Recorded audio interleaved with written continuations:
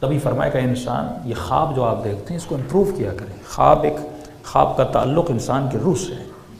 کوشش کیا کریں کہ اچھے اچھے خواب آئیں جس سے آپ کا جو کانسیپٹ آف آخرت ہے وہ مضبوط ہو جائے. صلوات پڑھے محمد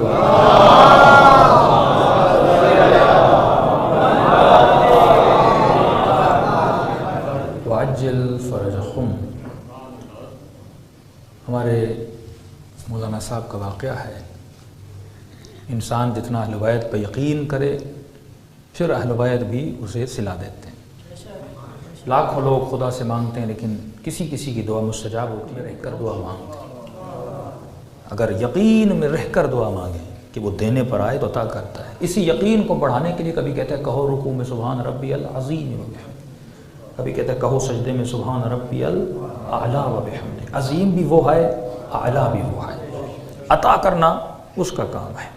اور اگر اعلیٰ اور عظیم کے بیچ میں کوئی ذکر ہے تو استغفر اللہ ربی واتوب الیہ ہے. اٹھتے وقت کوئی ذکر ہے تو لا حول ولا قوت الا باللہ العلی العظیم کا ذکر، یعنی قوت اس کی طرف سے، حول اس کی طرف سے، سب کچھ وہ دینے والا ہے. میری سانسیں تک جو چل رہی ہیں یہ اختیار میرے رب عالمین کو ہے. اب یہ یقین کر کے اگر انسان خدا سے مانگے پھر خدا بندے کو عطا بھی کرتا ہے، کیونکہ وہ آپ کے یقین کو دیکھتا ہے. کس یقین؟ اگر یقین کر کے ابراہیم کی طرح آگ میں بھی گر جاؤ تو آگ تیرے لیے گل و گلزار بنا دیتا ہے. اگر یقین کر کے موسیٰ کی طرح دریا میں بھی چلے جاؤ تو دریا کو تمہارے لیے زمین میں بدل دیتا ہے. لیکن ضرورت ہے کہ وہ یقین، اور واقعاً اس یقین کی منزل کو حاصل کرنا بڑا مشکل ہے.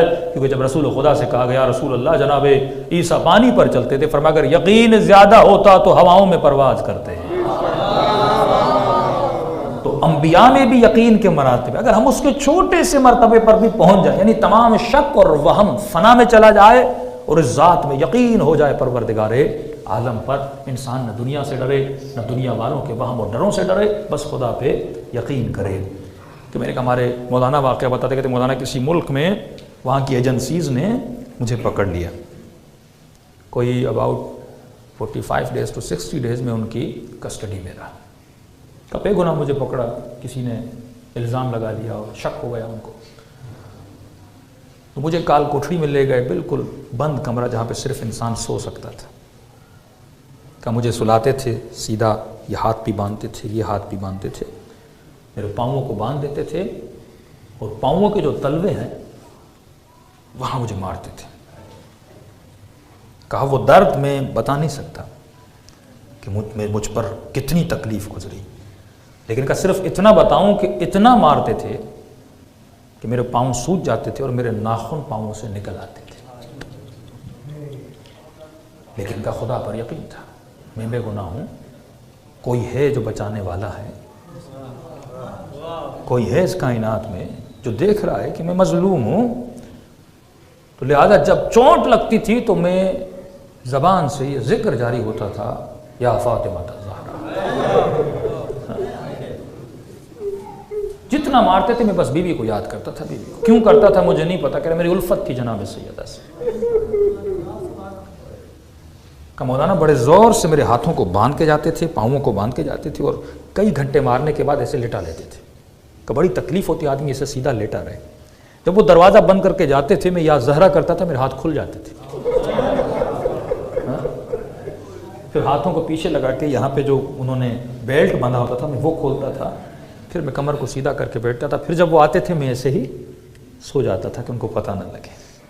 کہ 45 دن مجھ پہ یہ ظلم ہوتا رہا. لیکن کتنا صبر کروں، انسان کا صبر بھی جواب دے جاتا ہے. کہ وہ دن تھے ایام فاطمیہ کے. 3 دن کے بعد سیدہ کی شہادت آنے والی تھی. میں نے اس وقت بی بی سے التجا کی، میں نے کہا بی بی اگر آپ کا شیعہ ہوں تو اپنی شہادت سے پہلے مجھے بچاؤ گے، میں سمجھ جاؤں گا کہ آپ مجھ سے راضی ہو. لیکن بی بی اگر شہادت کے دن گزر گئے اس کا مطلب مجھے یقین ہو جائے گا میں آپ کا شیعہ نہیں ہوں، آپ مجھ سے راضی نہیں ہوں. دل برداشتہ ہو گیا کہ یہ کہہ کر میں سو گیا. خواب کے عالم میں کیا دیکھتا ہوں کہ میں ایک جہاز کے اندر ہوں اور اس جہاز سے اترتا ہوں. ایک ایئرپورٹ ہے، ایک شخص مجھے لینے آیا ہے، وہ اپنے گھر لے کر جاتا ہے، رات کو سلاتا ہے، میرے لیے دودھ لے کر آتا ہے، اے سی کو آن کرتا ہے، اے سی بھی دیکھ رہا ہوں، روم دیکھ رہا ہوں، سارا منظر. آنکھ میری کھل جاتی ہے. تعجب کیا، یہ کیسا خواب تھا جو میں نے دیکھا.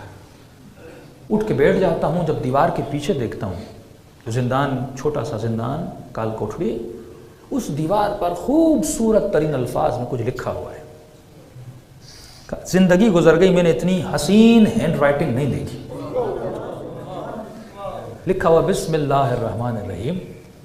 جو بھی اس زندان سے آزادی چاہتا ہے، جو بھی اس کال کوٹھڑی سے نکلنا چاہتا ہے، وہ 540 یا 45 مرتبہ یہ ذکر کرے. کہ مولانا ذکر یہ تھا، اللہم انی اسألک بحق فاطمہ و ابوہا و وحلہا و بنوہا و سر المستودع فیہا. کہ میں نے فوراً 540 مرتبہ 45 مرتبہ وہ ذکر کرنا شروع کیا. کہ ذکر ختم ہوا، 1 گھنٹے کے بعد دروازے پہ دستک. میرا نام لے کر کہا کہ فلاں صاحب آپ آزاد ہو. ایک لیٹر مجھے دیا جس میں معذرت بھی لکھی ہوئی تھی، ہم نے آپ کو غلطی سے پکڑا تھا، ہم آپ سے معذرت چاہتے ہیں، آپ آزاد ہیں. کب باہر نکلا، میرے بیوی بچے کھڑے تھے، میں ان سے ملا، مولانا میں کراچی آ گیا. لیکن ابھی تک میرے خواب کی تعبیر نہیں ہو رہی. فوراً آنے کے بعد میں نے گھر میں ایک بینر لگایا اور 3 دن جناب سیدہ کی مجلس کروائی. اور بینر پہ لکھ لیا، یہ مجلس وہ کروا رہا ہے جسے سیدہ نے آزاد کیا ہے.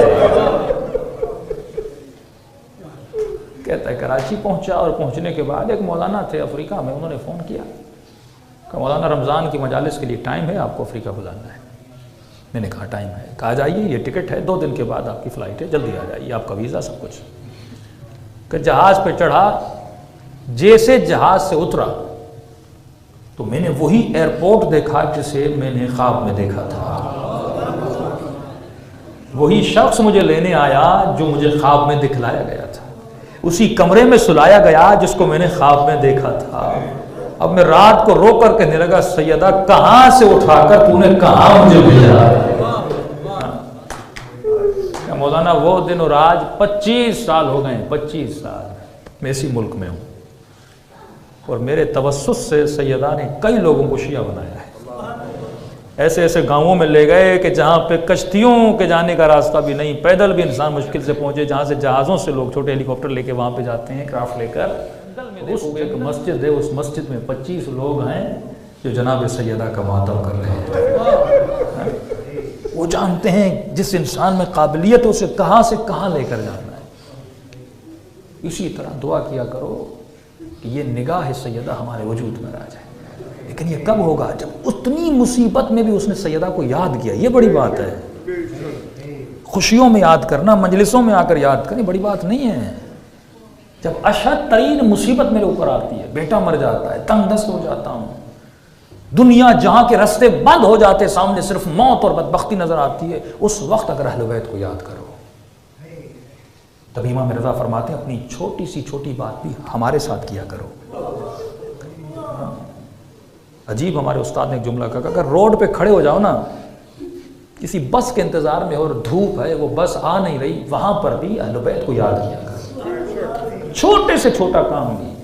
یہاں تک امام رضا فرماتے ہیں اگر امام سمجھ کے نہیں تو بھائی سمجھ کے ہمارے ساتھ باتیں کرو. پھر بھی شرم آتی ہے تو دوست سمجھ کے باتیں کرو. پھر بھی شرم آتی ہے باپ سمجھ کے باتیں کرو. کہنا کیا چاہتے ہیں؟ سب سے قریب ترین رشتہ تمہارا اہل بیت کے ساتھ ہونا چاہیے. اپنی خوشیوں میں، اپنے غموں میں محسوس کرو ان کے وجود کو. پھر دیکھو اہل بیت جب ہمارے لیے دعا کے لیے ہاتھوں کو بلند کریں گے، جس کے لیے کائنات بنائے گی، اگر وہ دعا کریں، ہو سکتا ہے کہ خدا دعا کو رد کرے.